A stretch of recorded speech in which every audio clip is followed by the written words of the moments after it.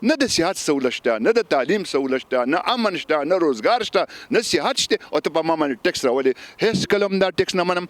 موږ د دې پاکستان دپاره بچ کېدو دپاره د مردان او د پېښور په کوڅو کې خیراتونه زکاتونه ټول کړو. موږ چې کوم دی د کم بحران نه تیر شو، پکار دا ده چې موږ ته سرایلټي میلو شي، موږ ته چې کوم دی سہولت میلو شي چې کله هم په قوم باندې مشکل وخت راشي زموږ ایم پی ایز منیز بېغایب. بسم الله الرحمن الرحیم. السلام علیکم. زه یم ستاسو ورور ستاسو ملګری محمد زبیر خان. کتونکو دا وخت موږ په سنګوټه کې موجود یو، څنګه تاسو ته پته چې په سوات کې د ټیکس ناپیس کېدو چې کوم خبرې اترې روان دي، نو د هغې په نتیجه کې چې نن جماعت اسلامي زیر اهتمام چې هلته کې یو لویه جرګه رابللی شوه چې په هغې کې سیاسي ګوندونو سره سره چې دی وکیلا برادري چې د تاجران چې کوم دي هغه ټول راغلي دي. هغو په دې یوه خبره باندې زور لګولی چې په سوات کې موږ هېڅ قسم ټیکس ته نه یو تیار. دا وخت را سره د سوات د بازار صدر عبدالرحیم صاحب موجود دی. دا سره به خبرې اترې کوو چې د دې لویې غونډې ضرورت څنګه پېښ شو، هغې څه وینا ده. السلام علیکم. جی بسم الله الرحمن الرحیم. زه د سوات نیوز انتهایي شکریه ادا کوم. د ټیکس بغلط و درې نشستونه زما په دې چینل باندې شوي دي. زموږ اصولي موقف دی او قانوني موقف دی، آئیني موقف دی چې کله هم په یو علاقه کې اصلاحات کیږي یا پای کې نوی قانون رایج کیږي، نو د ملک آئین دا خبره ښیي چې تاسو به ځئ د هغه علاقې د قایدینو سره، امایدینو سره، د مشرانو سره، سپیندروبو سره، د علماو سره، د قومي صوبایي اسمبلۍ د ممبرانو سره باقاعده مذاکرات کوئ، د هغو موقف پالئ. هم دقه شانتې په پاټه کې اصلاحات کول. سرتاج عزیز په نوم یو کمیشن جوړ شو. سرتاج عزیز دوه درې څلور پیرې ټرایبل ایریا ته، هغه خیبر ایجنسۍ ته، کورمې ته، شمالي وزیرستان ته ځای په ځای وګرځېد. د خلکو جذبات احساسات یې واغستو. خو د بده مرغه بدقسمتۍ خبره په پاټه کې چې کومه اف ای ټي ای دی په هغې کې اصلاحات کول او پی ای ټي ای زموږ د ملاکنډ ډویژن جداګانې حیثیت ختم کړو. موږ دا خبره کوو، دا جټه خبره نه، جایله خبره نه، دا آئیني خبره ده چې دا څوک ثابته کوي چې سرتاج عزیز کمیشن، سرتاج عزیز یا د هغه ممبران د سخاکوټ نه دېخوا راغوښتي زما د یو مشر سره، زما د ایم پی ای سره، زما د ایم ان ای سره، زما د سیاسي ګوندونو د مشرانو سره یا د ټریډر سره یا د چیمبر سره مذاکرات شوي او هغو منلي زه ورسره بنم. خو که دا سرتاج عزیز په توکه کې د ټرایبل ایریا د پاټا اصلاحاتو کې زما جداګانې حیثیت ختمه، زه هېڅ کله دې ته تیار نه یم. او زه په دې دلیل دا خبره کوم چې د سوات صنعت زخمی دی، د سوات زراعت زخمی دی، د سوات تجارت زخمی دی، د سوات سیاحت زخمی دی، د سوات ټول خلک زخمی دی. موږ تازه چې کوم دی په چړو حلال شوي یو، موږ چې کوم دی خانه بدو شوي یو. موږ د دې پاکستان دپاره بچ کېدو دپاره د مردان او د پېښور په کوڅو کې خیراتونه زکاتونه ټول کړو.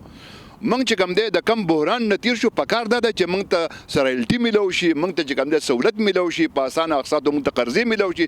زموږ اکامې، زموږ هغه طبعي بربادۍ د هغې نعم البدل دا کیدی شي چې ته په ما باندې په دې حالاتو باندې ته کسټم ایکټ راولې، انکم ټیکس راولې. زه طالبانیزیشن وجاړم، زه پوجي اپریشن وجاړم، زه کرونا وجاړم، زه ډینګي وجاړم، سیلاب وجاړم، زلزلې وجاړم، که دا مصنوعي دهشتګردي چې تا په تېرو ورځو کې په ما مسل دا وجاړم. په دا حالاتو کې دا د بېخوبۍ پیسې دي او دې ته هېڅ کله زه سکې تاجران سکې تمام سیاسي جماعتونه زموږ په کورونو کې چې کومې خویندې میندې ناست دي دا ورته هم نه تیار یې. زموږ په طلبا چې په سکولونو کې دا ورته هم نه تیار. نه د صحت سہولت شته، نه د تعلیم سہولت شته، نه امن شته، نه روزګار شته، نه صحت شته او ته په ما باندې ټیکس راولې. هېڅ کله هم دا ټیکس نه منم. د نننۍ لویې جرګې ته زه ډېر په ښه نګاه سره ګورم. زه د جماعت اسلامي تمامو منتظمینو انتهایي شکر ادا کوم چې نن ټیک ته وخت په دې کې شته، خو قوم کې شعور پیدا کېږي، قوم کې احساس پیدا کېږي. انشاءالله تعالی چې سنگین نتایج به د حکمرانانو ته مخایو، شدید رد عمل به کوو، اظهار به کوو. د عنایت الله خان چې کوم بل وړاندې کړل په صوبایي اسمبلۍ کې، موږ د خراج تحسین پیش کوو، د مننه کوو او د قومي ذمہداري پوره کړي. انشاءالله اندروني اسمبلۍ به زموږ دا مشران چې کوم دي دوه جنګيږي او د اسمبلونو بهر په سړکونو باندې په بازارونو کې به موږ داسې اواز پورته کوو. انشاءالله تعالی زه یقین سره دا خبرې کوم چې زموږ د احتجاج د CNN نه به وي، د BBC نه به وي، واشنګټن پوسټ په ریکارډ کې داسې احتجاج به کوو. صدر صاحب بله پوښتنه کوم چې زمونږ په دې جرګه کې زمونږ د سوات چې کوم ټاکلي نمایندګان دي، که هغه ایم ان ای دی، که هغه ایم پی ای دی، که هغه نور دغه چې دي لکه مطلب کونسلران ناظمان چې کوم دي، په دې کې هغوی یو کس نیسي چې د هغې په صوبه کې حکومت دی، هغه چې دی زمونږ وزیر اعلی هم د خپل سوات دی. خو چونکې دلته کې چې موږ ګورو نو دا خلک راغونډ شوي، خو چونکې هغه نمایندګان چې هغه اواز اعلی حکامو ته رسولی شي، هغه په دې باندې خبره کولی شي، نن هغه نشته. نو څونه د افسوس خبره ده په دې باندې چې دی تاسو څه نظر ساتئ؟ ورځ د دې ته په ښه نګاه سره نه ګورم.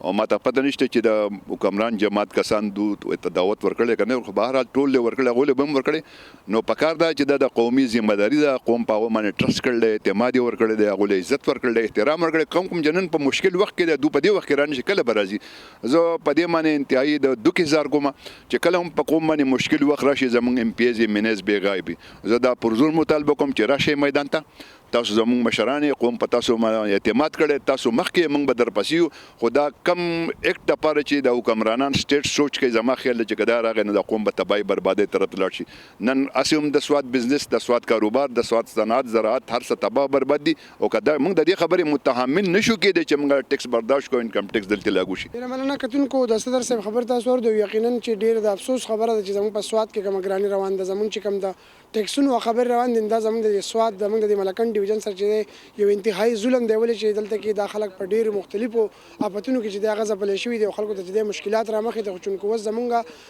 حکمرانان چې کم دینو کاغه صوبایي حکومت ته کاغه مرکزی حکومت ته هغه بدی باندې جوګه دي چې هغه به د ټیکس نافذ کړي دلته زموږ په سواد کې زموږ ملکن ډیویژن کې نو نن تاسو د صدر صاحب خبر اور دی یقینا هغه دا خبره کوي چې بدی ته موږ په هیڅ قسم لحاظ باندې موږ نه وتاره موږ چې د دې لپاره یو تحریک چلاو زموږ د پروګرام خپل درسي مال اجازه راکړي د الله پامان